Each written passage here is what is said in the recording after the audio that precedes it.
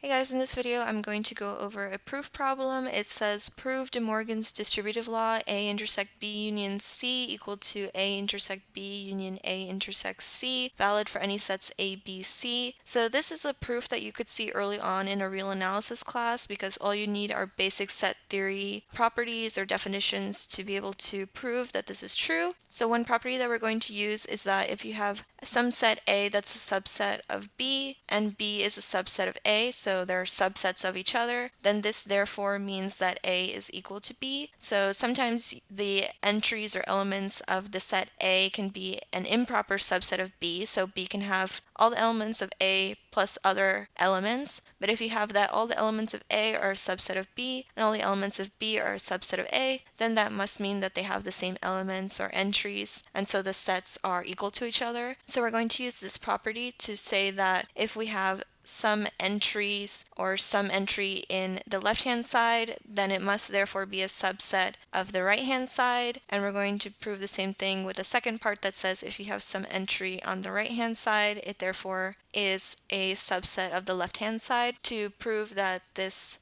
distributive law is true. So let's go ahead and get started. I'm going to say let some x belong to the left-hand side first. So let x belong to A intersect B union C. And we're just going to write out the properties of what this means until we get it to look something like the right-hand side. So that means that x belongs to A and x belongs to B or C. This means that x belongs to A and x belongs to B or x belongs to C. This means that x belongs to A and x belongs to B, or x belongs to A and x belongs to C. So this is equivalent to saying that x belongs to A intersect B, or x belongs to A intersect C, which is the same as saying that A belongs to A intersect B union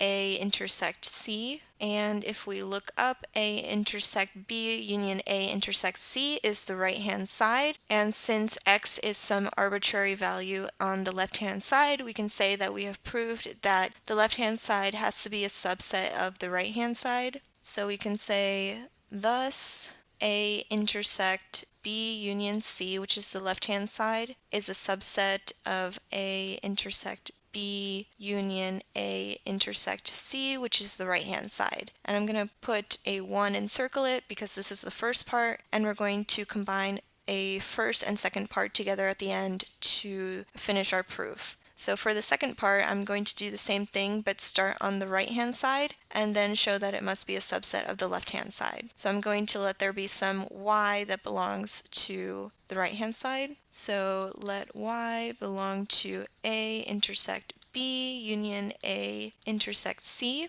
This is equivalent to saying that y belongs to A and B, or y belongs to A and C. There's an A in either case, so we can say that this is equal to saying that y belongs to A and y belongs to B, or y belongs to C.